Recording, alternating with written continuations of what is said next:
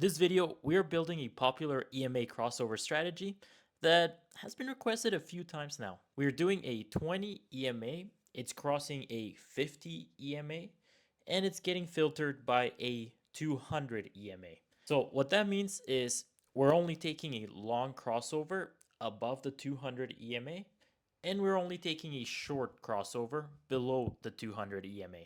Now, this is not trading advice. I'm doing these videos as help to those wanting to create their own strategies. For this example, we are using NinjaTrader Strategy Builder.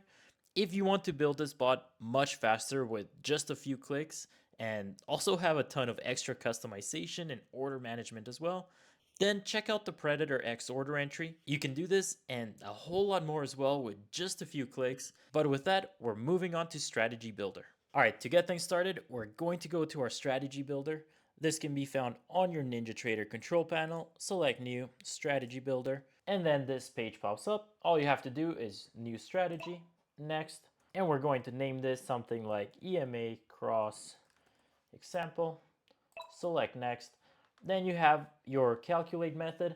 This is just how often your strategy is going to update. So anytime there's any sort of bar update, it's going to perform the calculations you define in your strategy. On bar close just means it's only going to perform those calculations once anytime a bar closes. If you were to go to on each tick, this is going to calculate on every single tick of the market. This is very CPU intensive. I recommend only doing this if you're working with something like, let's say, volume that might not have a price change, but you need an updated market event. On price change, similar to on each tick, but not as CPU intensive. It's just going to update anytime there's a price change in the market. For this example, I'm trying to keep it simple. All we need is a basic on-bar close. Now, for this example, I'm going to be doing 2 profit targets. In order to achieve that, we have to split our order into however many profit targets we're going to have. So for this example, because I'm doing 2 profit targets, I'm going to change my entries per direction to 2. This doesn't mean it's only going to enter 2 contracts. This means it's going to have 2 separate order entry events. So each one of these can have as many contracts as you want. Don't worry, I'm going to show examples of that. Just know that this is not the amount of contracts. This is just the number of entry events. So next, additional data, custom series. We don't need any of that for this example, so we're moving on. Now, inputs and variables. Your inputs are properties that can be customized by the user inside the strategy itself. So what I like to put in here are things like your position quantity, your profit targets, your EMA periods, things you want your user to change easily within the properties without having to go back into Strategy Builder. So I'm just going to start it off, quantity 1, and I'm going to give it default of 3. This is going to be for my first profit target. Again, remember, we're not submitting one order with our total position. We're going to split it into 2 separate orders. So I want a total position size of 5 contracts.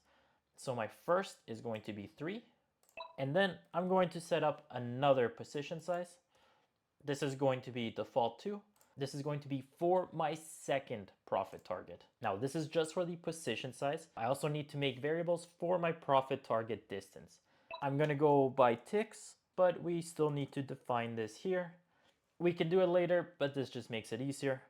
So I'm going to name this one profit target 1. My default for the first profit target, I'm just going to go with 20 ticks.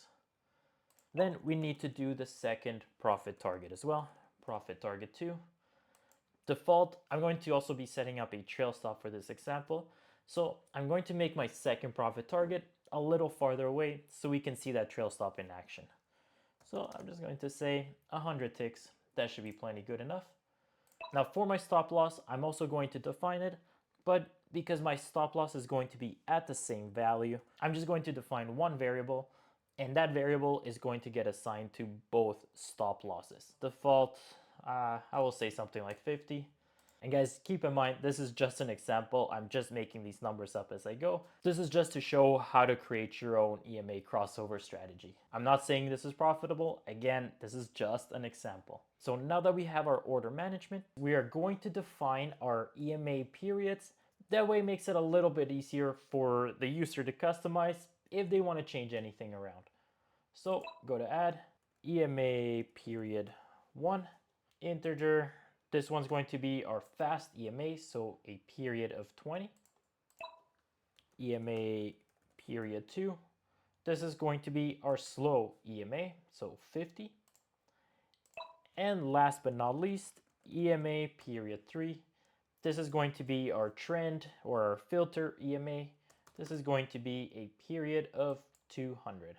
So now that we have all of our order management and our EMA periods, our variables, these are containers that store information. The only difference is these are not customizable by the user.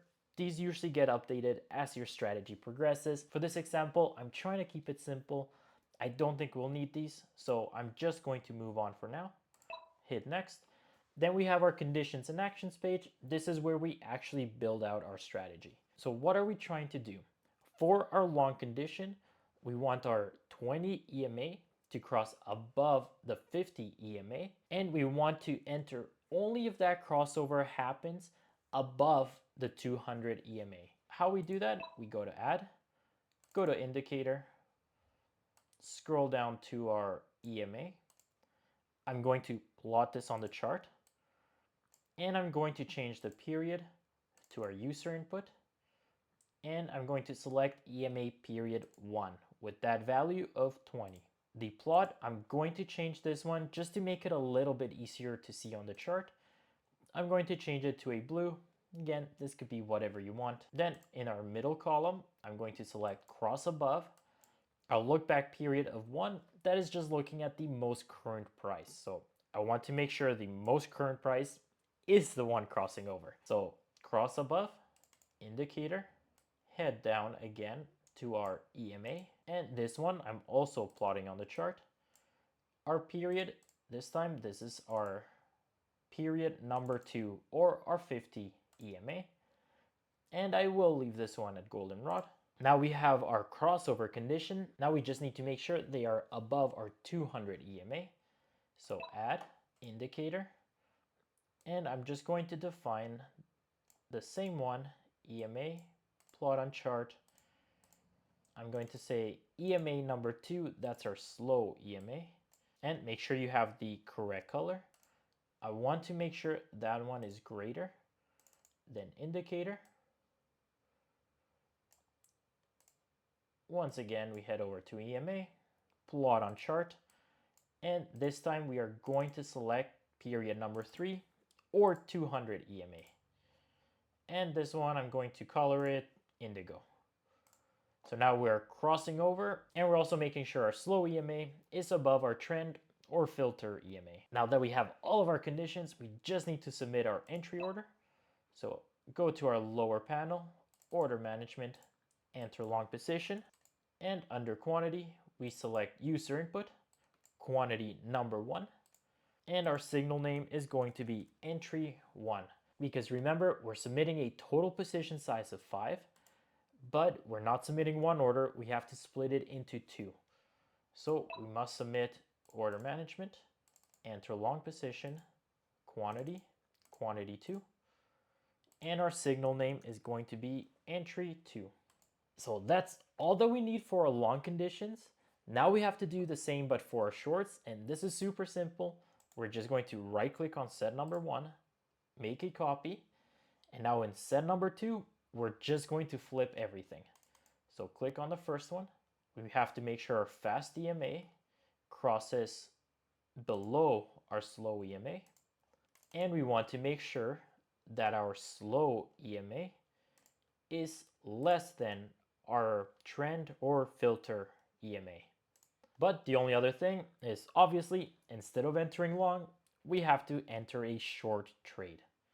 So just click on those and select the enter short position. The quantity, we have to select all of this again. So quantity 1. And the signal names, they can be the same for this one. Enter short position, user input, quantity 2, and this is entry 2. Now, those are the only conditions that we need for this example. Now, let's just submit our stop and our profit target. So I'm going to select next, and I'm going to select add in this page. To start off, I'm going to do our profit targets. So the first one, I'm selecting profit target. From entry signal, make sure you type this one out exactly how you have it in set number 1 and set number 2. So entry 1, I'm going to select ticks, and our value is going to user input, and we're selecting profit target number 1. Now we just have to do that for our second profit target as well. So add profit target, entry signal, this time it's going to be entry number 2. This one again, ticks. Value is our user input of profit target number 2. Now we're going to set up our trail stop. The only thing to keep in mind here, guys, is you do not want to set a stop and a trailing loss on the same strategy when you're using this page in Strategy Builder. If you try to set both of them, it's going to give you a problem. It's not going to work. You have to select one or the other. So for this example, I'm going to do a trailing stop. And again, from entry signal, make sure it's typed out exactly how you have it in set number 1 and 2. For the mode, again, I'm going to go to ticks. Value is going to be my stop loss. And even though we're sharing the same stop loss value, we must submit a stop order for each separate target. So again, stop loss, set trail stop, entry 2, ticks, value is our stop loss. And that's all we need. We have our entry conditions and we have our stop and targets. So let's hit that compile button, load this on the chart and see how it works. Once everything is compiled, right click on the chart, go to strategies, and we're going to select our EMA cross example. And from here, you can customize the quantity for each of your targets, how far your targets are, the stop loss, and even the EMA periods. Any changes you need to make, guys, this is where you would do it. Or you can do it within Strategy Builder if you choose to do that as well. But I'm just going to hit apply, and you're going to see it down here in your strategies tab in your NinjaTrader control panel. For the strategies, make sure you select that enable button, and you're going to see it on the chart. So let's expand this, make sure we can see it a little bit better. Move that over. And if we scroll over, we can see there are no valid entries over here. Remember, the blue must cross above or below the yellow, but we have this purple one that is filtering it out. So only when it crosses above the 200 is it going to enter long. Only if it crosses below the 200 is it going to enter short. So here, even though it's crossing up, it's below the 200, not an entry. Same thing up here, it crossed below, but we're above that 200, not an entry. Below, and where is our first entry? We get one over here. So here we crossed above that slow EMA. Everything was above our 200 period EMA. We enter long, and we hit a profit target. Perfect. So same thing here, it crossed above, enters long, and everything works. This one crossed above, that one did not work, that's fine. So everything seems to be working.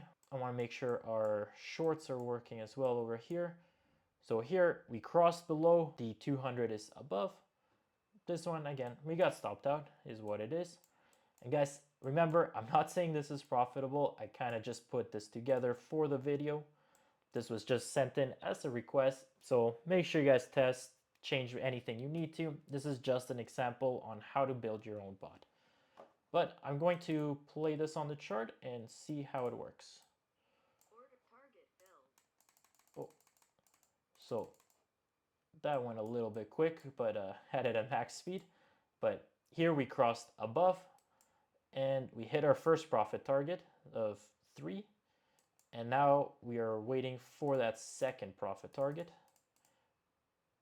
And this trail stop should be moving up now, yes. So our trail stop is also working. So now we're securing that profit in case the price comes back. So again, I'm just going to speed this up. All right, hit the first profit target. And we'll see if we can get a couple more examples. Maybe a short would be nice. And here we are below. We'll see if maybe we get a crossover. Remember, we are waiting for a crossover to happen below the 200. That's the purple one. Zoom in. So we're waiting for the blue one to come back above and then cross below while still staying below this purple one. The purple might be a little bit hard to see for some of you guys. It's probably should have picked a different color, but it is what it is. Right. So here, everything kind of aligned. We crossed below just as we were going below that 200 EMA. We entered short. Again, we hit that first profit target. And now we are just trailing that stop down. All right, and we got stopped out by the trail stop. That's fine. But I think we all get the point on how this works. It's just a quick example of how to build a crossover strategy. But again, using something like the Predator can help you customize all of this much easier with different profit and trail stops, and even control it with a chart trader panel. There is a free trial of the Predator on Discord. The link is down below. But I hope you guys found this video useful. If you have any suggestions, let me know on Discord, let me know in the comments. But as always, take care, enjoy.